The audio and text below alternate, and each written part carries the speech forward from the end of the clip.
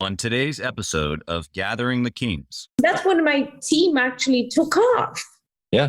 They were not taking off because I was fixing their job. So they were not really learning. You are listening to Gathering the Kings with Chaz Wolfe, featuring fellow 7, 8, and even 9-figure business owners who have real battle scars from business and life, but have prevailed as the king that they are designed to be. We welcome high-performing entrepreneurs to the stage in order to reveal the real of the real on what it takes to build a successful business today. We dissect the good and bad decisions they've made along the way that give a true and accurate picture of the journey of success and how you too can get there. Through this dialogue, you will learn the value of growing your network and surrounding yourself with power players and kings like today's guest. Grab your pen and notebook because we're about to dive in. Hey, what's up, everybody? Chaz Wolfe, I'm back to you this week. My guest, I'm going to attempt to say her name, but I've got a queen on the show. Again, I say this every time I bring a queen on. King, gathering the kings is not masculine. It is a mindset. And so we've got ladies who are kings in the business. We'll go ahead and call her a queen, though. We've got Alejandra Slatapolsky. I probably butchered that completely, but you know what I'm saying? This queen in the business literally talks about the structuring of her team and giving things away and how she struggled with that. And so then how it launched her into growth. And so this one is super practical all the way down to the nitty gritty. This is a doer. She's a mover and a shaker. Grab that pen and paper. You will not be disappointed. All right, everybody, Gathering the Kings, Chaz Wolfe. I've got Alejandra on the stage today. Welcome, Alejandra. Thank you. Great to be here. Yeah, absolutely. It's been really fun getting to know you just a couple of times off air, but you are a queen in the business. We call this Gathering the Kings. It's not a masculine or feminine thing. It's a mindset, but you're a queen in the business. And so tell us what you do. Well, I help organizations figure out how to go to market in an authentic and efficient way. Basically, we help small and mid-sized organizations, or mostly mid-sized lately, define what their core value proposition is, what the space in the market they should be occupying, and how to get there in a very efficient and authentic way. I'm big about efficiency in terms of marketing. So that's one of the big things. Yeah, I love it. I love it. You're a voice where they need some direction. Exactly. And we try to make it as simple as possible too. Well, I love simplicity and I love a voice of direction. So that's why you're on the show today, because I'm going to pick that brain of yours. Go ahead. We're going to give the audience some meat here today for them to be able to walk away. So I know I told you this off air, but the majority of the listeners here today are going to be looking to build or turn their business into a 7-figure business. And you've already done that. So that's why we want to kind of pick your brain along the way here and see what's happened. But before we do that, at the stage that you're at now, the quote unquote, promised land, you've made it for all intents and purposes. For the listener, you didn't see the eye roll. A lot of seven figure owners do that, and they feel that because it doesn't feel like we've made it. It feels like we're still on the journey. So I get that. But knowing what you know now, why do you still push? Why are you still here? Why are you still after it every single day? The other day, actually, I was talking to my husband and he was, look, I just want, 20 million in the account, and then I'm not going to work anymore. And I'm going to go to the gym every day, golf and travel. What will you do? And I'm like, I still want to work. I can't work. Sorry.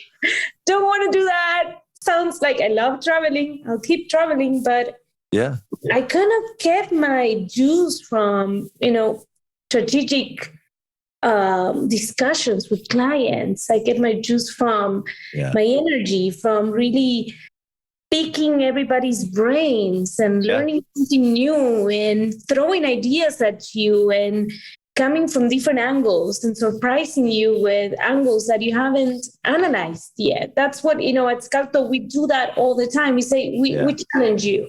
We're not we don't call ourselves an agency, because we're not an agency. We're we're challengers. We Yeah. try to really challenge your thinking on what you're doing. And I'm a big, horrible Simon Sinek nerd. And I keep asking why. Why? Because I know that behind every single organization, there is an entrepreneur that started it. And generally, they have a passion. There is something that drove them to doing what they do. Yeah. And you can never tell me it's only about the money. I'll always find something that will say, hey, no, there was something that was bothering me. There was something that I wanted to fix. There's something behind it. So that whole, the conversations, all the exercises that we do, I love it. So yeah. What I heard you say is you were made for more still yet, even at that stage, even at the 20 million mark in the cash account. It's no, I'm not done. Why would I be done? Why would I roll over? That doesn't mean that you can't enjoy the process, can't play golf like you said your husband does, or travel like you said you like to, right? But you have a burning desire, a design, if you will, inside of you that says, keep going. There's more. Yeah. And it's not, there's not more money. There is more to learn. There is more to challenge. Yeah. More to innovate. Yep. In my case, in the consulting world, for me, the innovation is going to come from, there's two aspects. First of all, that what we did that really moved the needle is the productization of your consulting process. Most consultants, most service-based businesses forget to take a look at what they're doing and see how it can become scalable. And mostly it becomes scalable through productization, through standardization, right? Right. So that's number one. And I think that going into that process, there is so much work to do that you still want to. And then once you do that, it's about how you're going to insert technology into it. Yeah. Because most of our processes are becoming commoditized. So there is no way around that, right? Most of our services are becoming commoditized, are becoming AI-based. Or there is going to be something that's going to come in terms of technology that's going to disrupt it. Right. So my vision and the way we have finished that. First, we have productized and standardized our consulting process to make it more efficient for us and for our clients. Yeah. And then now we are really taking a deep look into, how are we going to insert technology in each of these phases? And what is that going to mean both for us and for our clients? Yeah, no, that's huge. I mean, obviously just the compartmentalization of breaking down the business like you just did, and then applying different aspects to different parts of the business, allow for scale, the repeatability, as you mentioned. And then obviously technology is a gasoline in many areas to what's already a good process. And so love the angle there. I want to dive more into that. But before we do, tell me about how did you get into business? What was the first inklings in your mind of, let me make some money, or let me do a deal, something like that? No, mainly it's been let me do it my way. Okay. I have a very strong personality, as you can see. So, well, from my family, I come from a family of entrepreneurs. Back in Argentina, it's a very, I don't know, it's in my veins. Yeah. And I always knew that was going to happen at some point. And then, I came here to the US, started working my way up, and from intern all the way to marketing director. And after that, I said, I found these vendors that were working with me. And I said, they were a small agency. And I saw an opportunity to become a business owner there. I said, maybe I can become a partner. So I started working with them and really helped them and learned a lot about a small business. Mm-hmm. And what happened was that, it never materialized. The conversations never went anywhere, which happens a lot. Yeah. So what I did, and then I was going through a personal, a lot of personal issues. I was having my second baby. And I did it at the worst possible time, basically 2 weeks before giving birth. I decided to launch my company. Yeah, of course. I had been thinking about it for 5 years, but I decided to do it right then. Yeah, right now. Yeah, so It's usually the best time. Right now. Yeah. So yeah, I launched my company 2 weeks before, and I basically had, 2 babies at once. Yeah. Because I didn't do it halfway. Twins. Yeah. Does your child know that they're twins with the business?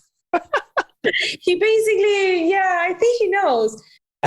He was a handful too. So of course, he had to really make sure you wanted that business. Exactly.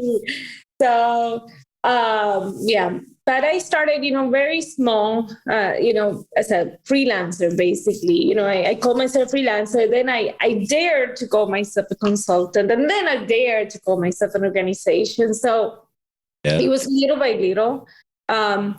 Always a big eye on expenses. I was very, very, very conservative about, just building a structure before I was ready.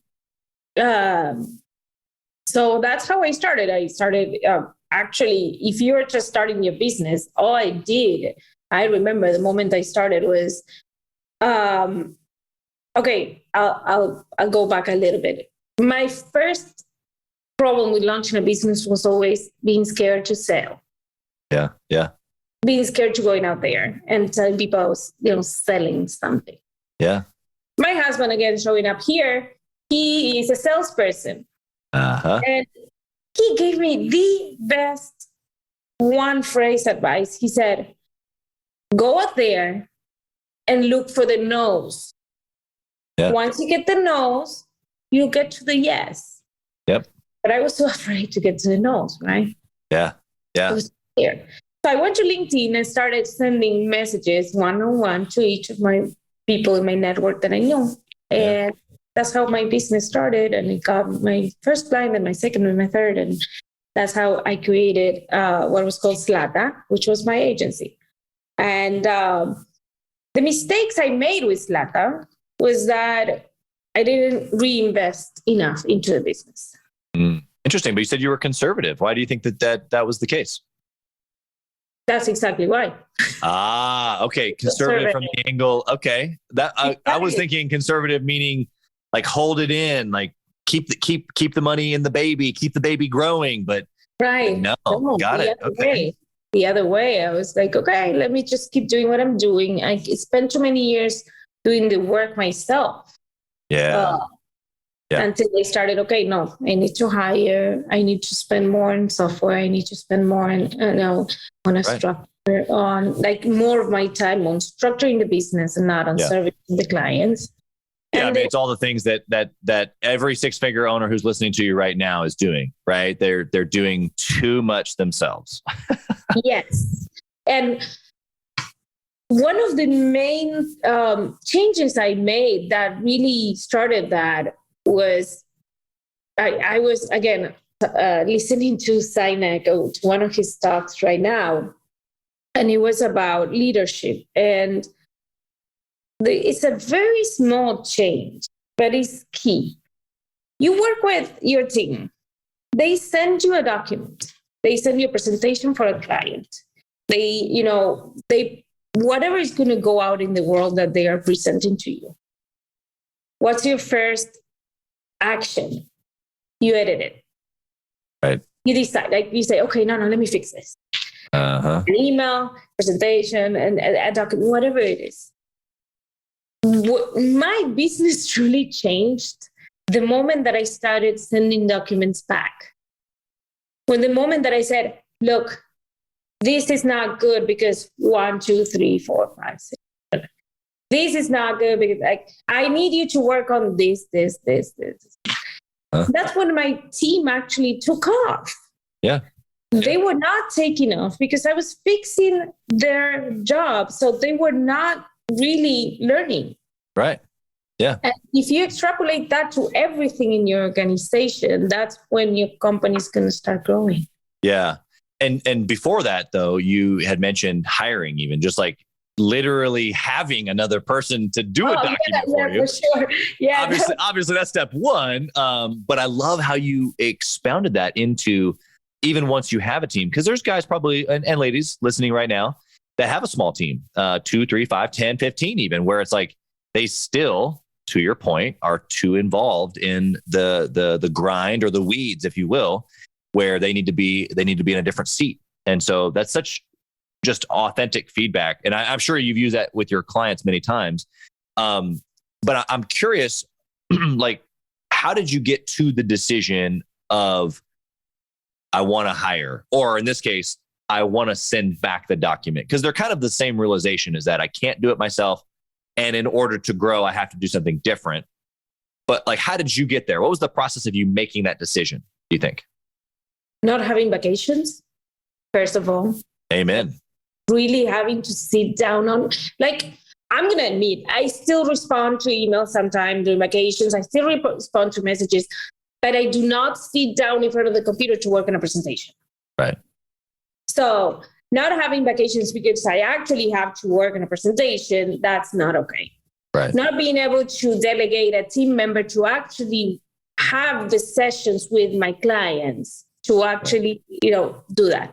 But before that, it was basically, okay, I'm a woman of all hats. And we women, especially too, we tend to take it all in. You're going to do the house, you're going to do the kids, you're going to do the business, and you're going to do all of the work in the business too.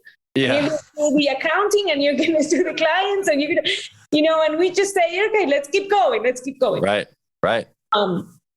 But until I learned that actually you have to, that was part of the investment into the organization to hire. That's the main thing. When you're a service-based company, you have to understand, okay, it's not that you have to invest in advertising. You don't have to invest in advertising. You don't have to invest in partnerships or events. First, you have to invest in a team, because that's going to get you to, to do what you flow in.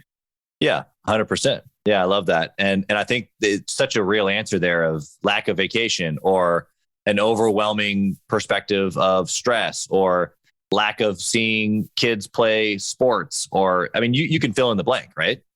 Yeah. And one of the best ones also, it's an exercise that one of the coaches that I have, my main coach when I started working with him, he gave me a very simple exercise that I love.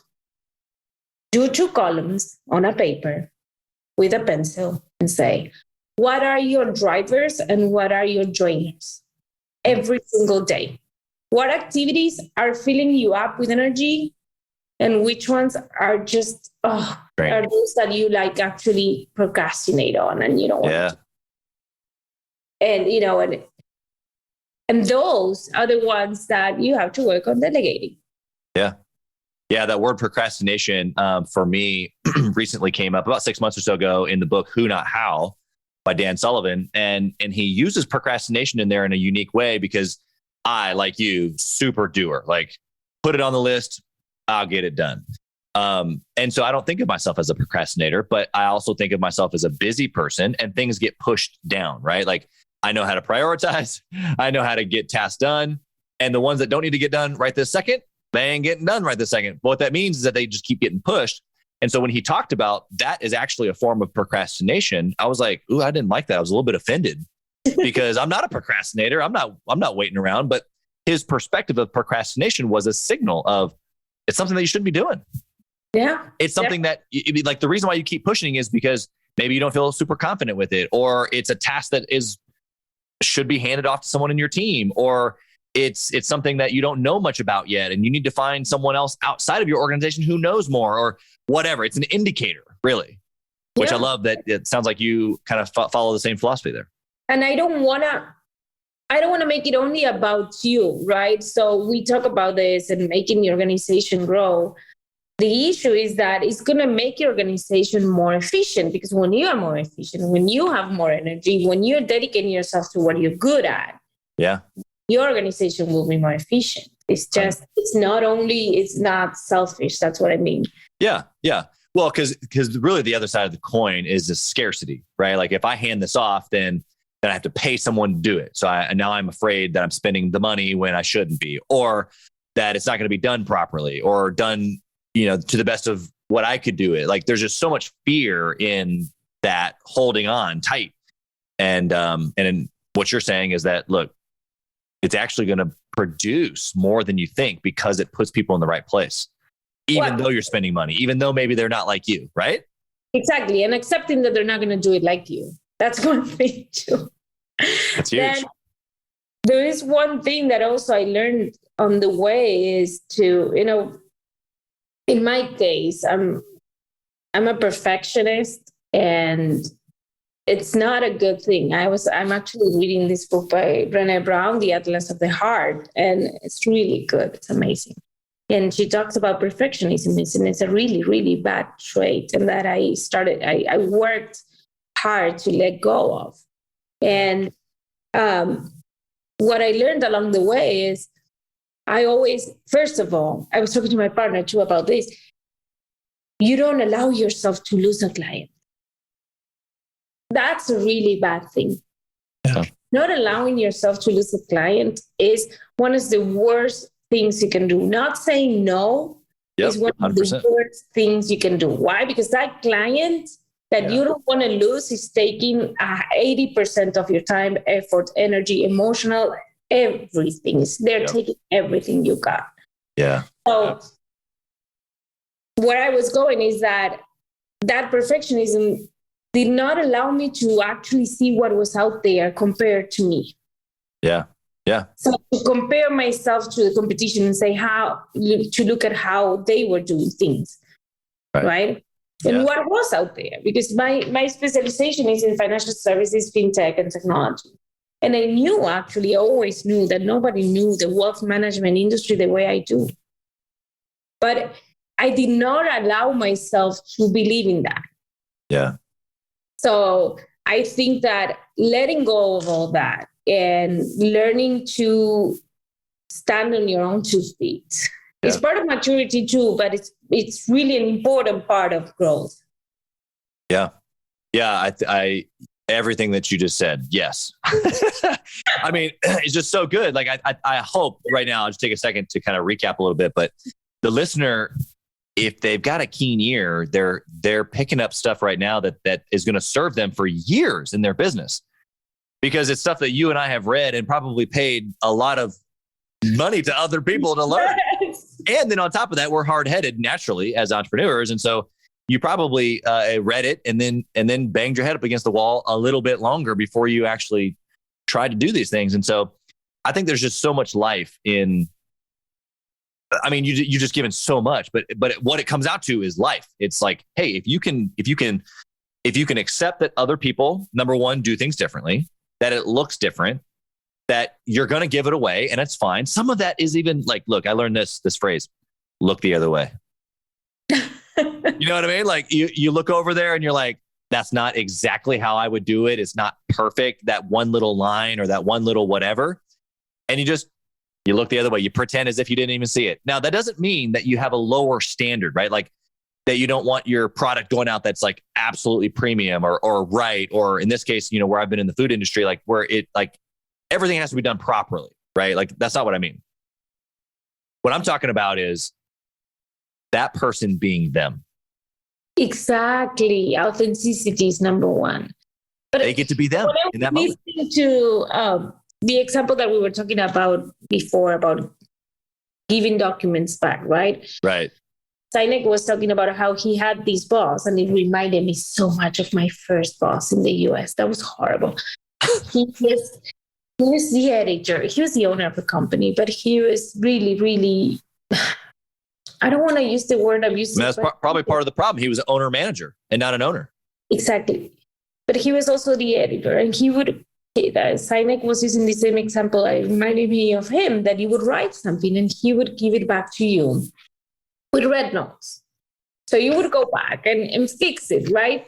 Yeah. But then he would put red notes again and you would fix it again until a point in which you do not we're splitting hairs. care because you're just executing what they're doing, what they're saying. Yep. So he should have just done it himself. Right, exactly. And that crushes the team. Yeah, 100%. They don't want to do it anymore. Yeah. So, and you want them to be authentic and to bring their input too. Yeah. For me, the biggest thing I ask them all the time is, just tell me how we can do it better. Tell me where I failed. Yeah. Tell me, what are we doing? And you got to be ready for the answer on that one, though, right? Yeah, of course. Because they'll give it to you if you really ask. Yeah. And, and be ready to grow and change and admit that you're not perfect. Yep. That's number one with the team. Yeah.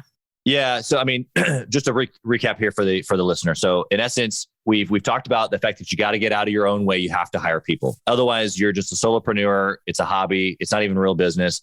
That probably just offended a bunch of people, but I'm not sorry. Okay. Then as you have a team, as you're looking to hire, you have to treat them as a team, right? So you have to be able to actually give them things. And then what we've talked about is that when you give them tasks or a job description and you're raising them up to be who they are, that looks like sometimes you as the leader, when I say looking the other way, but you saying, hey, look, like I'm going to empower this individual to make it look like them. Like I need them to take ownership, and there's zero chance they're going to take ownership inside of your consulting business or on someone's general contracting business. There's no way that person's going to take ownership of their individual role if you keep coming back with the red lines constantly. Red line, red line, red line, red line, red line, right? They're going to get burnt and then off they go. And probably to go do their own thing, because if you had just given them a little bit of autonomy, a little bit of personality, a little bit of room to be themselves, they'd probably still be performing on your team. Exactly. Yes. And also, I was reading the other day about an article about, I don't know if I believe him, but at the same time, they make a point. There's one thing, you have to choose to be a leader. Yeah. You have to choose to be, you have to choose that role and like it. Yeah. You don't like guiding people if you don't like it's like raising kids. You have to sort of like it in a way or want it. If you don't want it, establish a process in your organization by which other people are leading the team and you're doing what you're good at. Those two columns, they apply to leading people too. And it's very important for you. I've been under bosses that you could tell they loved guiding me, and others that hated being a manager. Yeah. Yep. And you can really tell the difference. And you can, I remember being a much better team player with, of course, which boss, right? Yeah, exactly. And so you have to be very authentic and say, hey, I am good at leading people or I'm not. Right. And if you're not good at leading people, which not everybody is, because it's impossible to be like, if you don't choose it, it's really hard. Yeah. Then give it to someone else, because your business is not going to grow.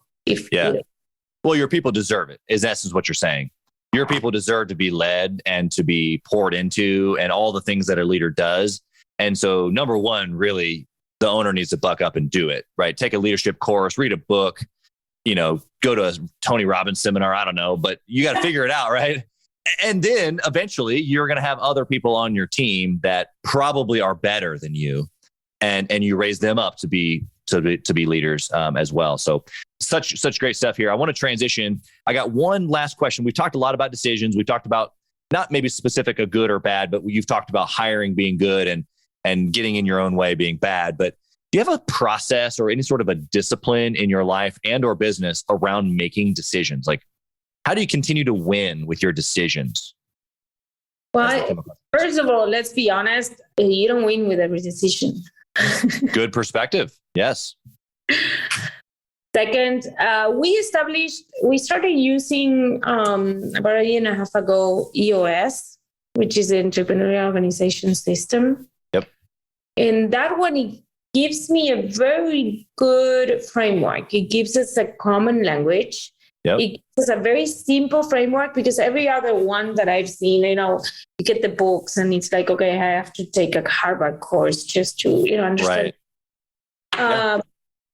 But EOS, I'm a fan of simplicity in general, and it really helped me structure how we view and analyze the business and how we manage it day to day.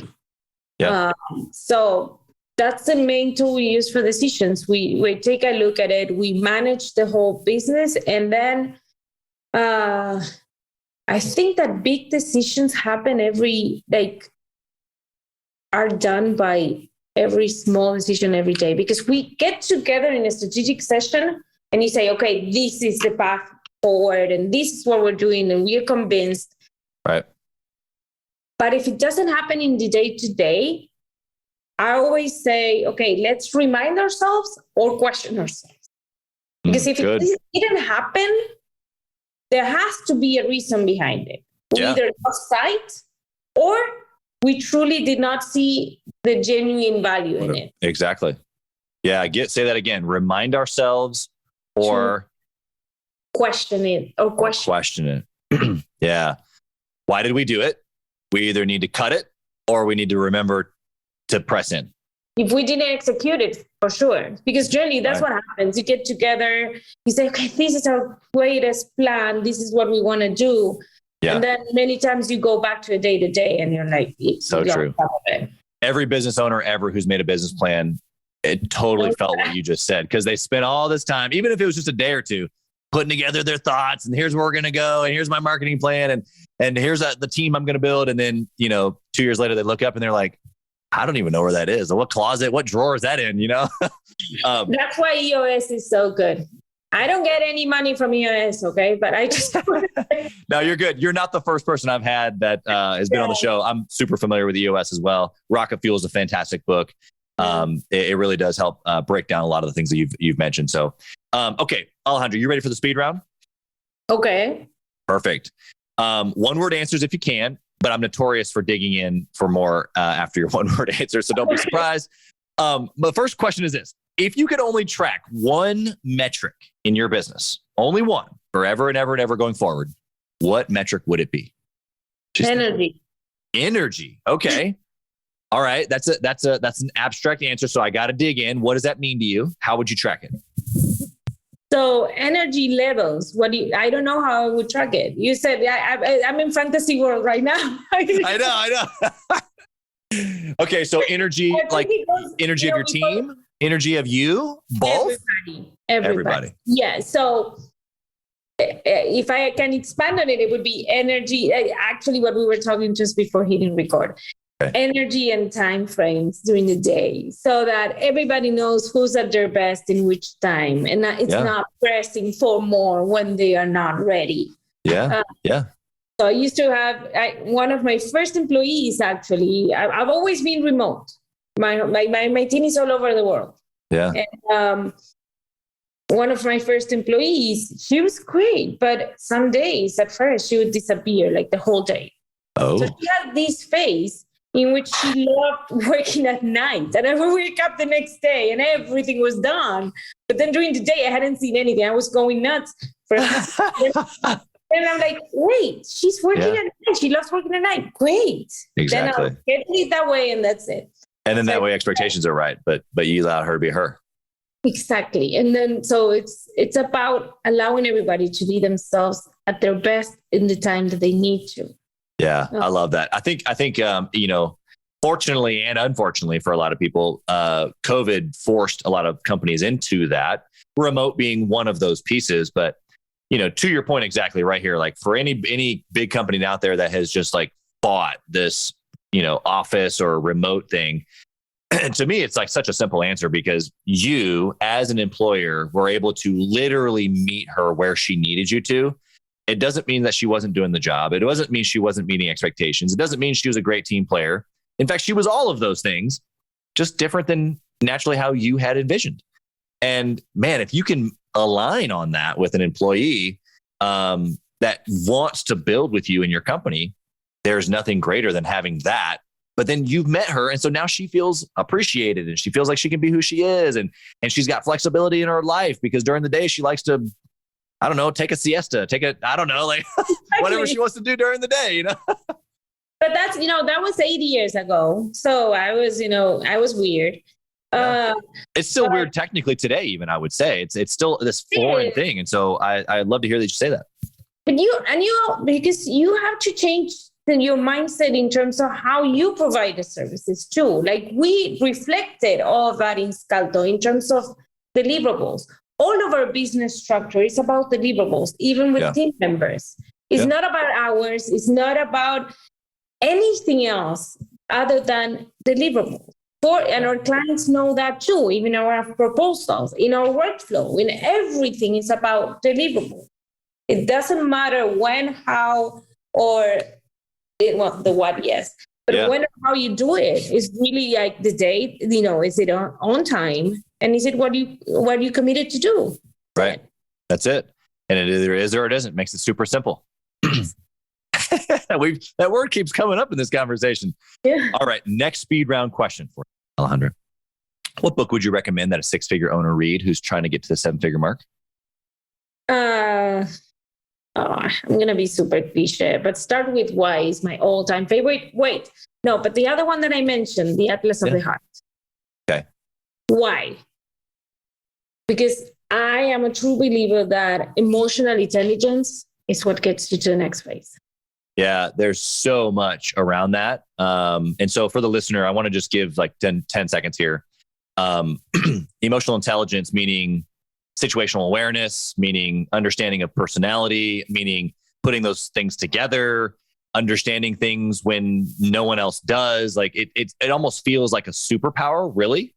And some people have it more naturally than others, but what she's referring to is your ability to think outside your own darn self. So you got to be aware of what's going on situationally around you and other people. And that delineates down into personalities and time of the day and where you physically are located, who's around you, who's making decisions around you. Like if you can calculate all these things together, that EQ for that moment it makes you a decision maker above the rest, or then an action taker because of your decision making. But anything else you'd like to add to that? I mean, EQ is so big. Well, emotional intelligence, you said it in the way that I view it. Okay, so I view it in 2 ways, street. I view it as being able to connect with where the other one is coming from. Yeah. But equally important is being able to connect to where you are coming from. Yeah, I love that. So if you don't know where, that anger is coming from when you're in that call, or if you don't know why you're feeling so tired, or if you don't know where, your emotions are coming from, or what your strength is in terms of your emotional flow. Yeah, it's much harder to connect and to get to the next phase. That's why this Atlas of Her Heart, I love it because it's really explaining in very simple terms what emotions mean and what you can do with each of them. Yeah, I love that. Great breakdown. Okay, do you intentionally mastermind or network with other entrepreneurs? Of course, I network all the time. I always say I hate networking events. Always hated them. Yeah. I always felt like that fish out of pond. I don't know. I mean, you're an introvert, right? I mean, we both are. Yes. Right. So that's like the wrong fishbowl, to your point. Exactly. So my strategy was first to go with a friend that he's, there's always that friend that you have that he's, amazing at networking. And he's like, oh, let me introduce you to this and let me introduce you to that. So if you have to do it, go and do it that way. Yeah. And then the other way to do it is I started my podcast, which I love. So that's one way to actually network. Yeah. And 100%. The other way is lunch club. Because it's in a one-on-one, and it's just easier for me to just, connect in a one-on-one than in a big room. Yeah, no, I love that, that perspective of the one-on-one. Also, just the fact that you're an introvert as well. There's a lot of introverted business owners, and that doesn't mean that you shouldn't, you should use it as an excuse, which I know you didn't either, but many times I've walked into a room feeling that exact same way, going, okay, here we go. And what I tend to do is just play more of the like, okay, now I'm just in my mind that guy who you said, okay, I got to introduce you to this bike, I got to introduce this guy, this gal, and I just like play that role in my mind more than anything, because on the inside, I'm like, I really don't want to be here. It's not that I don't like people, but being by myself would be just as equally fine. No, it's just that I actually like parties. I like talking to people. It's just that process of introducing yourself once and again and not being like, it doesn't seem genuine. Authentic, exactly. Yeah. Like lately I've found more, but honestly also what happened in my years, I've been in financial services and going into a cocktail party, it's like 98% male. Yeah. So that's also intimidating, because you're like, you never know, what type of perception they're going to get. It's hard. Yep. So yeah. Those were my two tools. Now I do it more, but I try not to make it so salesy too. Try to enjoy it. Exactly. No, I think that's really the key to even the emotional intelligence piece of networking, is to enjoy yourself and to do the things that bring you happiness in there. Because obviously rubbing shoulders with other entrepreneurs is how you grow personally, and obviously as you grow your business, because you meet people who become clients. Yeah. So, okay. Last question. Are you ready? Yes. If you lost it all today, there was no more finance tech clients who needed your help, what would you do? I would start over again. You'd start over again. You'd do it all over again. Yes, I love it. But why? And question it, because I would question it again. I would say, like, why did I do? Like, what happened? Where is it? Like, where is it that I should be adjusting? Like, yeah. The most fun is just questioning it. That's the most fun to me. Like, okay, what are we doing? Are we doing it right? Are we doing it wrong? And why? Yeah. Yeah. You get another answer every time you ask that. And because you can ask that why question as many times as you want. Yeah. That's the beauty of being a 3-year-old. Why? Exactly. The why. I always do that. Some clients have actually gone annoyed. They're like, you're asking why you're going. Yeah. I'm asking it on purpose. I can tell you that much. So why don't you jump on the bandwagon here and let's figure out your why, because I'm not leaving until we do. How about that? we actually, once I got to, at least 5 or 6 whys, then I ask, okay, what makes you angry? And that really takes you to the answer. Take you to the answer. Interesting. Why anger? The first, like the emotion that you first go to? Because the anger is what frustrates you. And generally frustration is what you think you're solving. There's something that you're solving in the world that frustrates you. So that's why I start with the anger. So good. Okay. Alejandra, how can someone connect with you if they have just gotten their cup filled today and they want to find you? Well, I'm on social media as Ale Slata, Slata, or really, I'm the only Alejandra Slatapolsky in the world for now. When you Google me, I'm everywhere.